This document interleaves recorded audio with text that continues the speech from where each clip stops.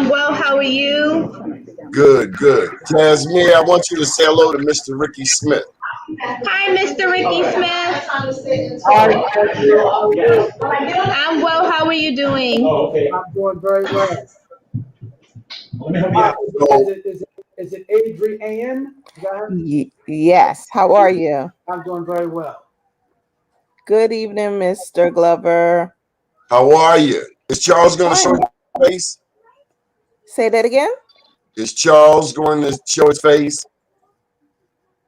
I'm not sure. Looks like you just tried to pop in. Okay, well, Ricky, I need you to meet Tasemere and Emma. You got to hear their story. Now, Tasemere and Emma and Adrienne. Is Adrienne. Adrienne. Now, Ricky runs BWI Marshall Airport. Mm. He's a CEO. This is his second time being a CEO. And also, he was the CEO out in Cleveland at the airport. Oh, we definitely need to know you, Mr. Ricky Smith. Oh, you have Cleveland ties, huh? All right. Are you in Cleveland now? No, we are in Harlem, New York. Harlem. Wow, that's a good place to be. So, Ricky, you know we do a lot of Black Wall Street events there in Harlem. And Tasemere and I linked up a couple of years ago with the Black Business Empowerment Commission that was in conjunction with Regina Smith at the Harlem Business Alliance.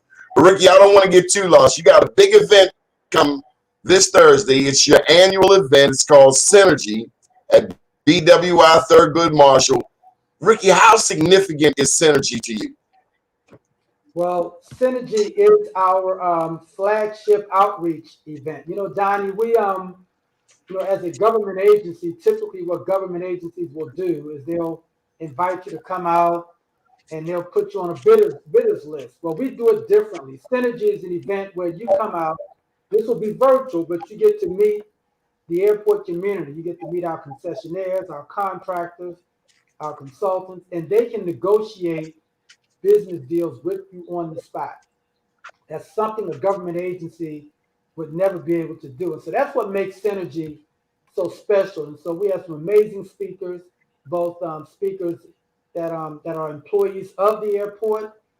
We have some inspirational speakers in the way of Nicholas Perkins. If you haven't heard about this brother yet, he just bought Fuddruckers for $18 million.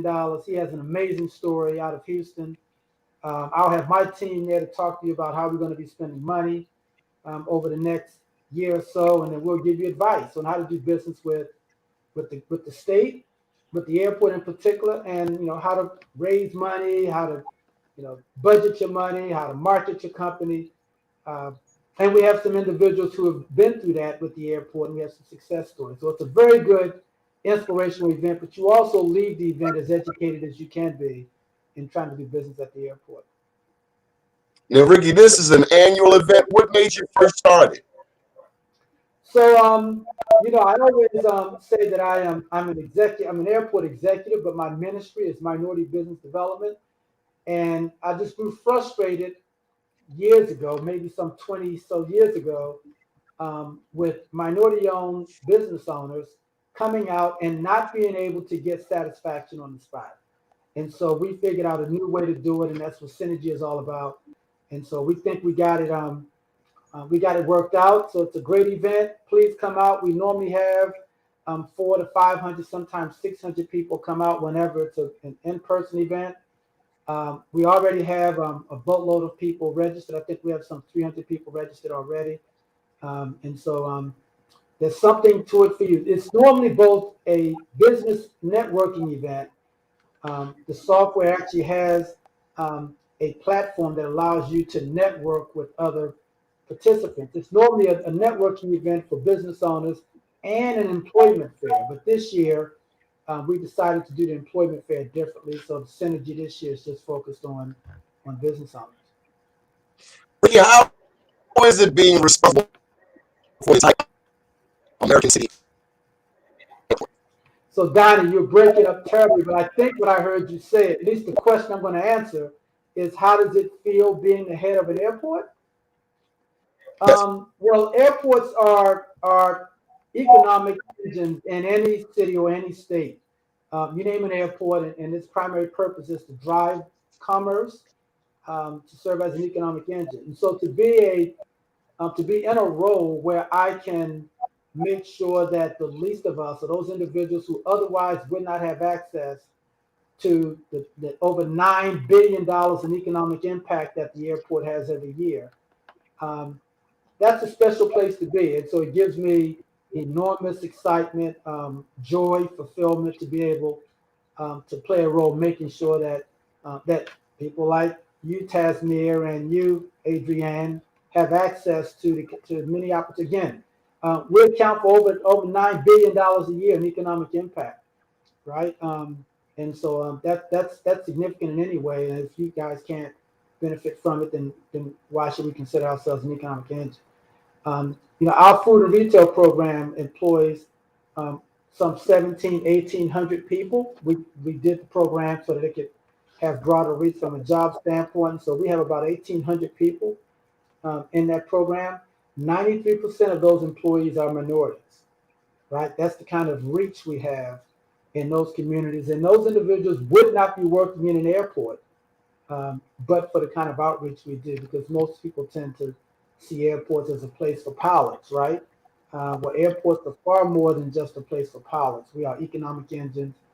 Almost 70% of our food and retail operators are minority or women owned, and almost all of them are local owned concepts. And so, Donnie, I can go on and talk about Launchpad and so many other things we're doing to make sure that people that look like you have access to the, again, over $9 billion in economic impact that comes out of this airport. Well, you got to tell them about AMAC. You deal with not only BW, you have a group with national connections.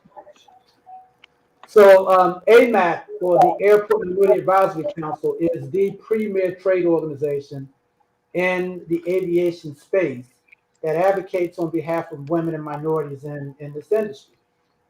It was founded nearly 30 years ago to ensure that the FAA was giving minorities access to concessions opportunities, and it has expanded to include professional services.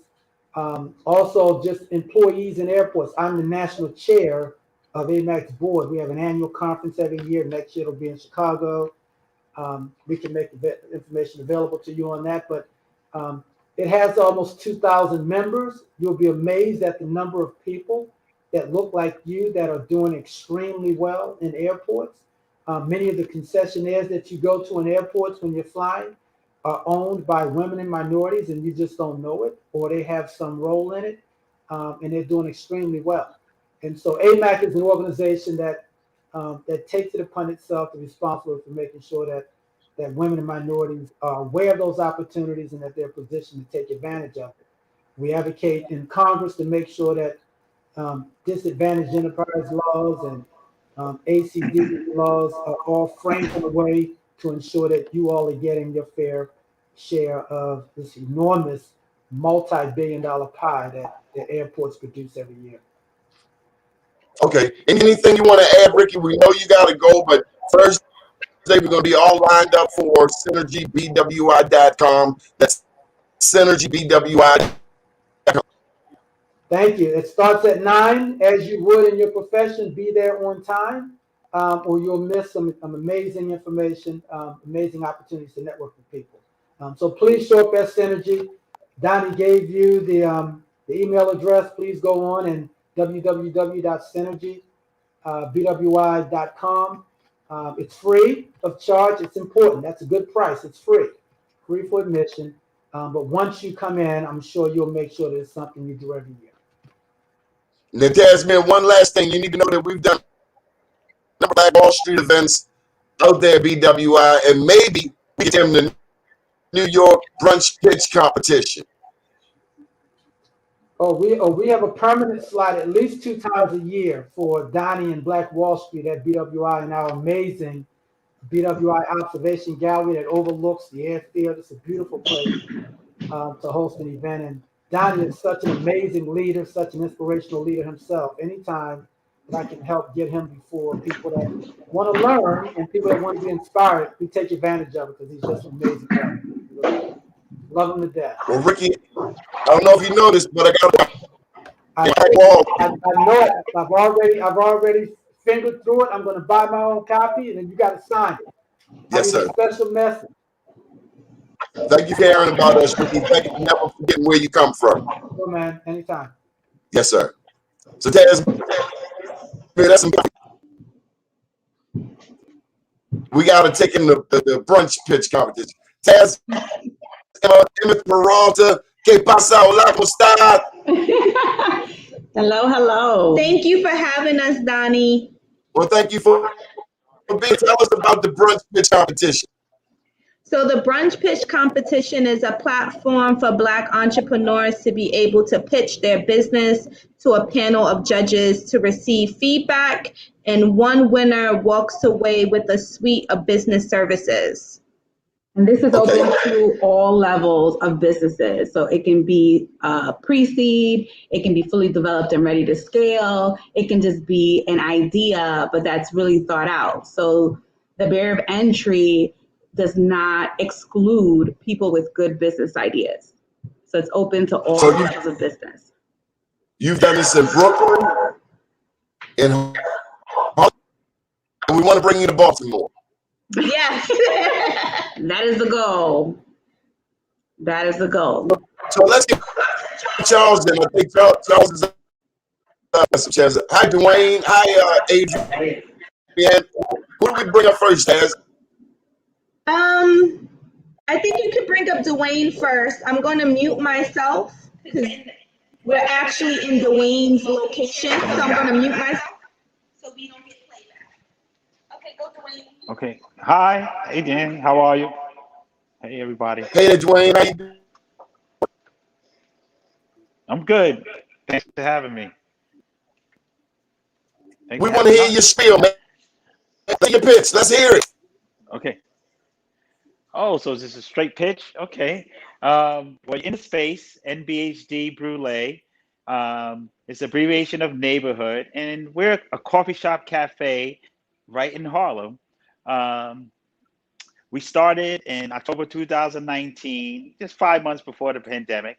And just this particular part of Harlem, the area Strivers Row, really didn't have a gathering space for the people to, get to know one another. We really didn't have a healthy menu choice, a place that, you can come and feel comfortable, do some reading, write your scripts, do some studying, and just to enjoy a good cup of coffee and some good food. We didn't really have it. And here is NBHD is really an ample space, and it's something that, reflects Harlem's past and reflects Harlem's present all in one space. Very nice homely feeling. You walk through the door, you're always greeted with a smile. The folks that work for me, I'm very lucky. We all operate very closely, very family-like style. And, our customer base is very friendly and very creative types of people. So we're happy to be here in Harlem. We're happy that we're a community-based sort of restaurant that, really feeds off the community, and we try to give back what we can to our community. Dwayne, normally when a person thinks of New York, they think of go. Not a whole lot of international. You look, but you don't look. You keep going, but you're bringing in this whole namaste, this whole. Yeah, because right. I mean, that is the foundation of New York. You're always moving. It's fast paced, and part of why I wanted to start in BHD because we're passing, like you say, we're passing in the wind. We're not taking the time to get to know one another, getting to know who's actually in our neighborhood, getting to realize, wow, what that one little thing that we all might have in common. That this place is a center for that. This is a hub, and it's sort of like for this community, it's their space. That's what it is. It brings also to mind the fact that Harlem is the mecca of Black culture in America, and it's wonderful to hear that at the core of that is brotherly and sisterly love. I think that's a beautiful thing. Yes, yes. Because in Harlem, a lot of times, folks would always maybe come to Harlem to find like the cheaper price items. Everything's always like on a discount. But for us, we're trying to bring sort of a value to our neighborhood. We like value. We like to, if we're spending our dollars, we want to make sure we're getting the best we can. And I try to give the best to the community, to the people that contribute and support. Well, tell me about the Brunch pitch competition that Taz and Emma came up with. From my point of view, well, the brunch pitch was just exciting to meet the different contestants. At first, I was probably a little reluctant because I'm a restaurant, and I kind of generally understand pitching to be someone who's a creative person who comes up with a product, and you pitch it, and you're like, well, I tried to figure out like, how can I pitch the restaurant? Is that something that I can show no value? And Tasemere and Emma said, "Oh, sure, you can pitch a restaurant. I mean, it's a concept that you started with.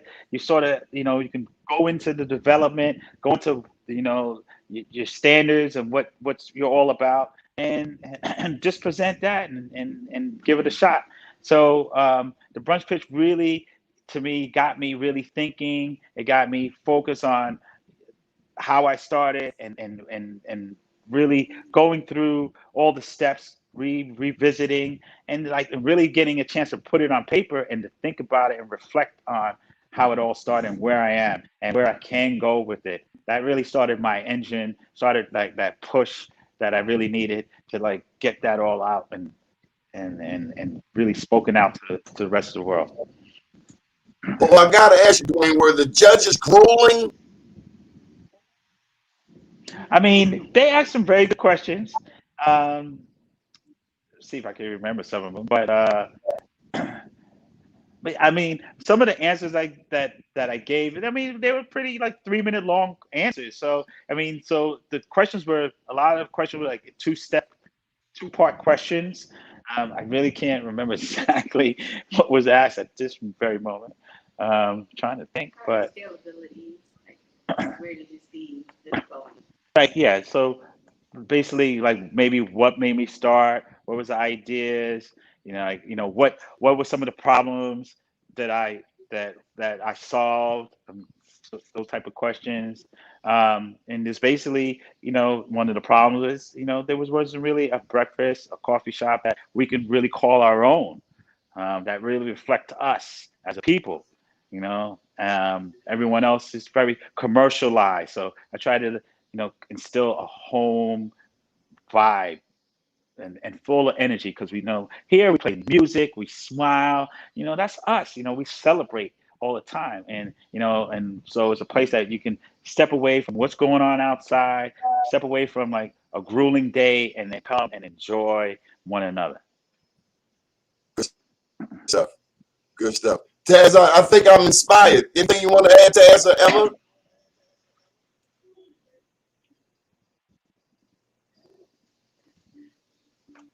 What was that? Was that a question? I'm sorry. Actually, I was talking to Taz or Emma. Anything you want to add? Oh, oh no, the mic was off. To reply. Taz, are you there? Anything you want to add to the? What was the question, Donnie? We had to put it on mute because we're actually in Dwayne's space, so we didn't want to get feedback. So what was the question? Anything you want to add? Well, I think for Dwayne, we had to really work on how to present the vibe of the cafe without people being in the cafe. Mm-hmm.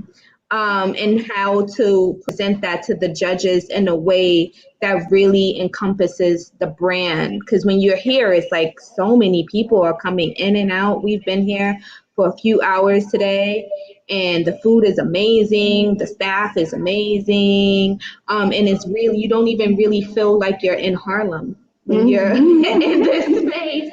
So it's a great establishment and business. Yeah, Well, and I would say 2620 Frederick Douglass Boulevard.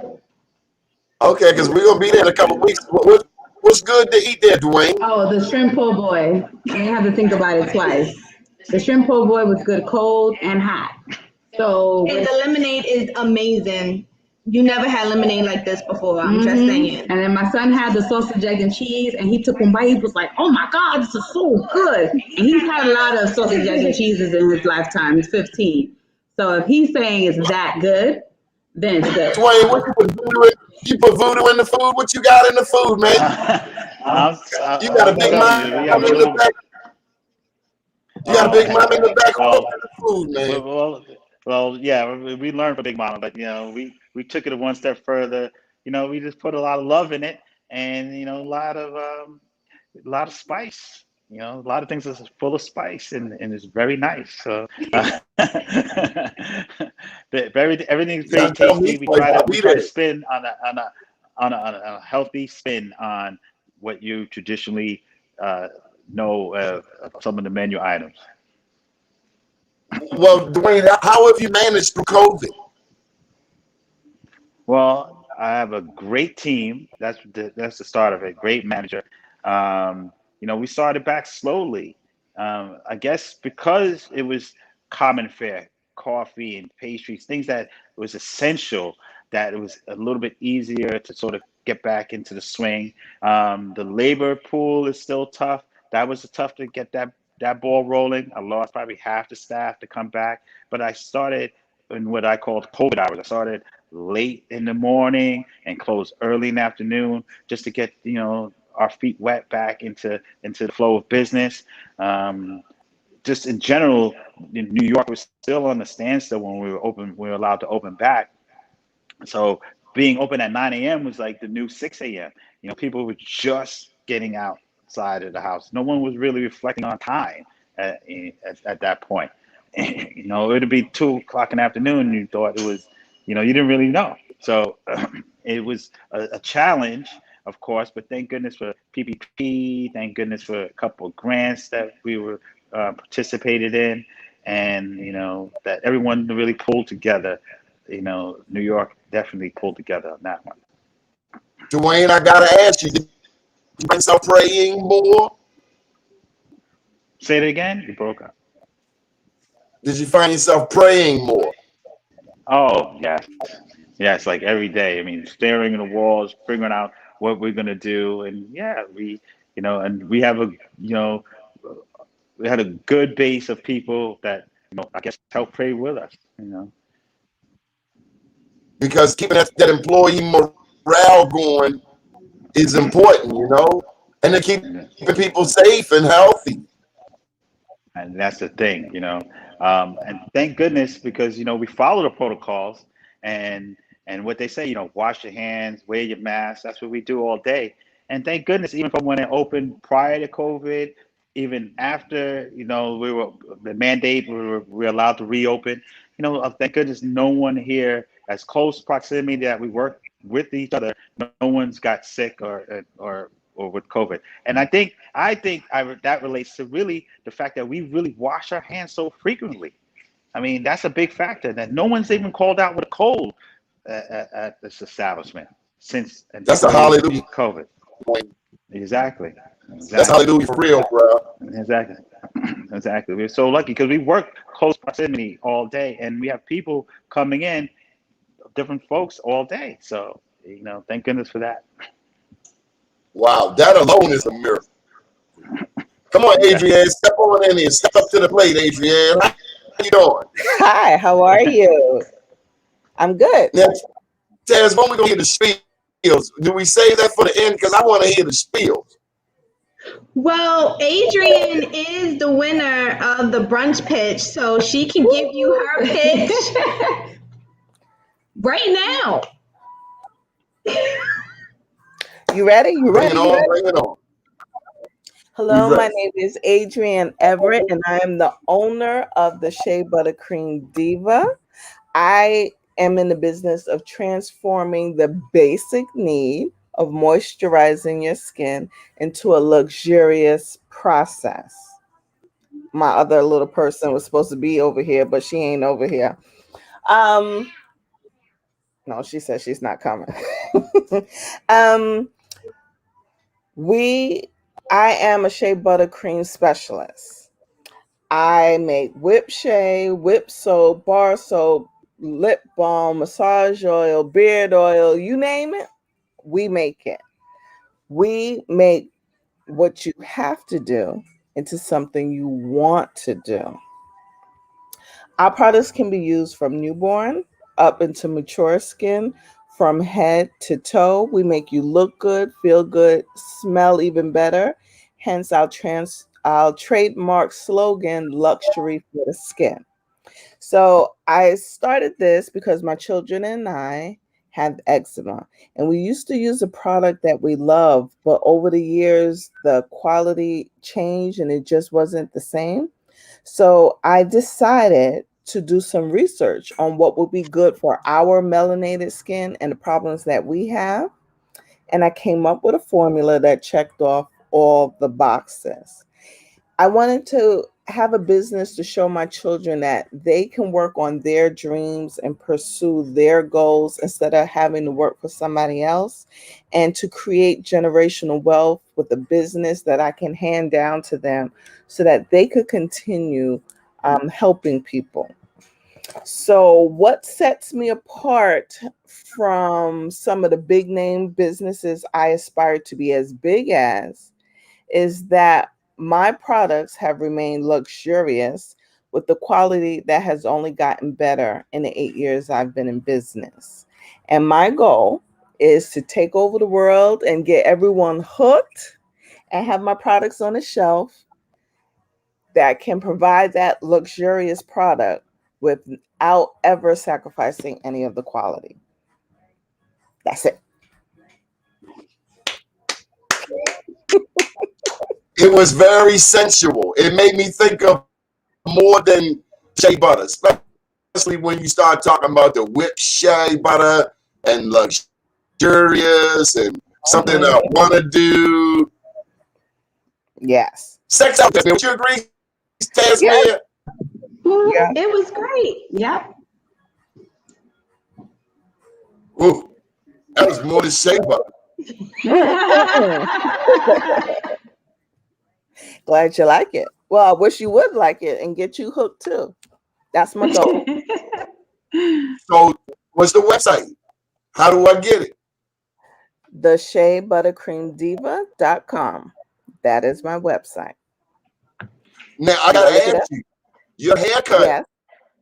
Your close cut, is that a part of your brand?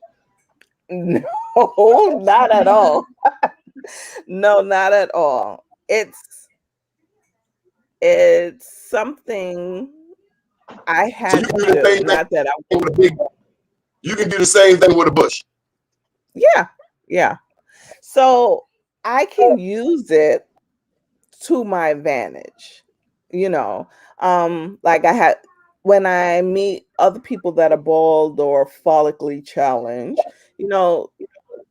impress the importance of moisturizing and protecting your head, because I have eczema, and if you have dry skin, this is skin. You need to moisturize this. So just like you moisturize your face, you got to keep your head. So it's something that's relatable, I think, for everybody. So do you have somebody in your team that has a beard? Because I'm seeing more and more men with beards. Actually, no. My husband has a mustache, but I do make beard oil and beard balms.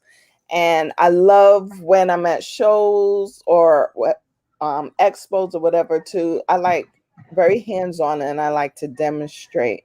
And so, I'll take some oil, massage it in their face, fluff out the beard, make it nice and everything. So, sorry, the door is open. So seems like you can make $500,000 just doing that.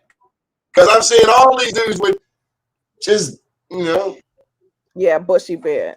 No Shave November is a good month to push the beard oil and beard balm. No Shave November, when men don't shave for the whole month. So it's a good thing. I never heard of that. Yeah. No shave November. So they don't shave their mustache or their beard. I don't know why, but it works. I got to shave, lady. This stuff drive me crazy coming in. Dwayne, anything you want to add? I saw your brain turning while she was talking. It was good stuff. I tried it. It was excellent. It just reminded me I need to really go on that website and order some more. Oh, thank you. Oh yeah, it was great. Has this competition encouraged you, Adrienne or Dwayne, to support more Black businesses? All the time. If I can source something from a Black-owned business, I will. I think any small business, especially people of color, need as much support as they can get. But the one thing that I find the problem is many people think small Black business means cheap. Or I cannot get the hookup or a discount or a break. Right. Just because I'm a They small don't ask gas and electric for no hookups. That's what I say. You don't go to Gucci, Chanel, or Louis and ask them for a discount. The price is the price is. So either you can afford it, or that amount of luxury or type of luxury, either it fits in your lifestyle and budget or it doesn't. So I'm not going to lower my cost and my value in the years it took for me to make that cost what it does and do what it does. I'm not going to lower it for you. So that's the only problem. And you get people coming for the hookup? I mean, people used to come in the beginning saying, why is it, say, $6.50 for a bacon, egg, and cheese? But until they taste it, then they realize why the bacon, egg, and cheese is $6.50. And they didn't question it anymore. But, in the beginning, we had a lot of folks questioning. But folks now, they come from everywhere, and the questions have diminished. Our people are very interested. I tell you, I used to work in a restaurant, Dwayne. Yes. My best customers, because I'm the publisher. My best customers were Black, but my worst customers were Black. Especially on Sunday. Exactly. The goddamn church people, they want to sit there all damn afternoon. Get your ass up. Let's go. Exactly. They want to camp, sit and stay there 3-4 hours. Oh yeah. Chop, chop. And that's exactly what we did when we opened back in, since the COVID mandate. We put a time limit. We had 45 minutes to eat, and that was it. We like, excuse me, sir, but your time is up. That's it. Especially Sunday after church, you want to come and sit down. Yeah. Come on, man. That table's Then money. they don't want to give no tip. I'm a 17% waiter.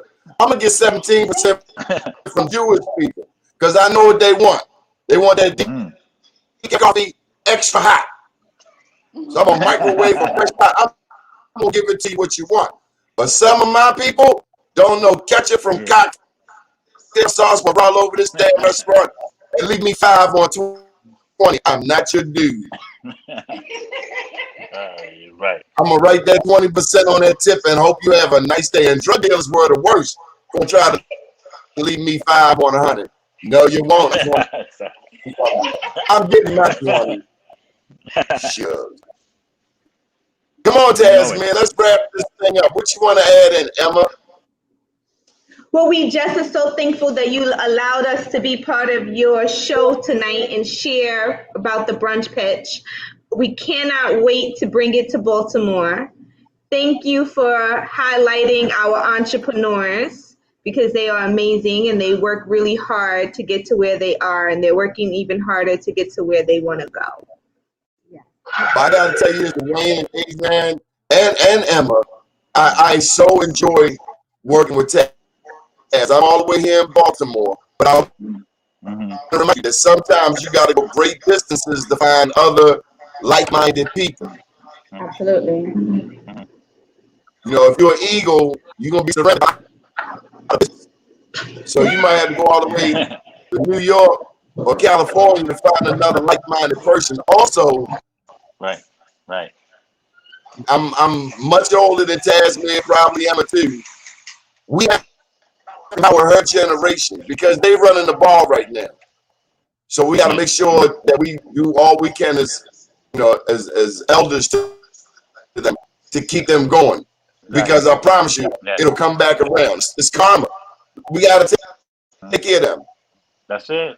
That's what we believe.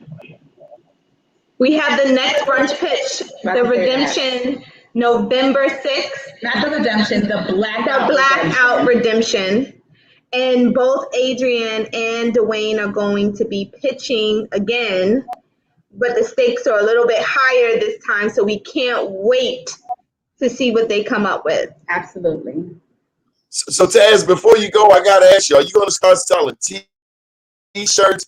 Is this thing gonna take off on the? We on the already have some merch that we are going to be unleashing soon. And for those people who purchase the VIP tickets, a lot of this merch comes in the swag bag. So the more brunch pitches people come to, the more swag they collect. Well, Emma, I'm gonna let you say something. Emma, tell me something. What do you think of this whole brunch pitch? What was I thinking about it? I think it's an amazing opportunity, and I actually run something called United Black Businesses, where I help Black businesses with promotion and just any problem that they have to solve. And I will admit that the brunch pitch is one of those things that really solves a lot of those problems, or at least allows them to prioritize what problems to solve first. So I think this is an amazing opportunity for our Black entrepreneurs, because it's not minorities, it's Black entrepreneurs. Because it's something that they aren't normally given access to. So I'm glad that we are giving them access to this opportunity to better themselves. And as you can see, Dwayne and Adrienne are already in the process of improving their business just off of this one experience. And it's what we want to continue to see. Well, I can't wait to see you on national television, and we're certainly going to do our part here. Any final thoughts, Taz? Follow us on Brunch Pitch on Instagram. Visit our website, www.brunchpitch.com, and just be a part of the movement. Well, thank you very much for joining us. Okay, thank you. Anybody else? Dwayne, Adrian, you want to add anything? Oh, I can't wait to see you when they come out. Oh yeah, I gotta come up. I live in Brooklyn, so I gotta come up because I want to taste that sausage, egg, and cheese sandwich. I can't wait till you come out. Yes, but I think the brunch pitch is a great idea, and I thank Taz and Emma for the opportunity to help me to take over the world. This is the first step, and I want to say thank you. Well, I gotta ask this competitive question. Taz, who was stronger, Brooklyn or Harlem? That was really hard because, Adrian and Dwayne really bought it on two different levels, right? So I was just happy that I wasn't a judge, because it would have been the judges were really back there having a really hard time trying to choose specifically between these two entrepreneurs. So I don't know what to say. If I was a judge, we would probably still be in the room, because I probably wouldn't have been able to make a decision at all. So as far as Brooklyn versus Harlem, I think that both sets of entrepreneurs did a really excellent job, especially since they've never pitched before or have little experience with pitching. I think it takes a lot of balls, right, to not whitewash it, to even do something like this when there isn't like cold cash on the line. You're doing it out of passion and because you believe in your business. It really gives you another level of vision into how dedicated they are to their business. So I think they all did a really amazing job, and they did an even better job of taking in the feedback, right? Everyone's business is their baby. So the way you take or respond to feedback really says a lot about you. Are you going to put your ego before your business, or are you going to make sure that the business is at the front line? And they also have gained invaluable contacts and access to networks that they probably wouldn't have had before. And so that is the amazing thing to see people that are gatekeepers of the next step when you're thinking about getting into retail or you're thinking about franchising, or really now they're champions in helping them really move the needle forward because they met them at the brunch pitch. And had the brunch pitch not existed, those connections would not have been made in a very genuine and organic way. You know, like our judges have reached out to them independently, taken up time to help them figure out what the next steps, and no invoices have been shared.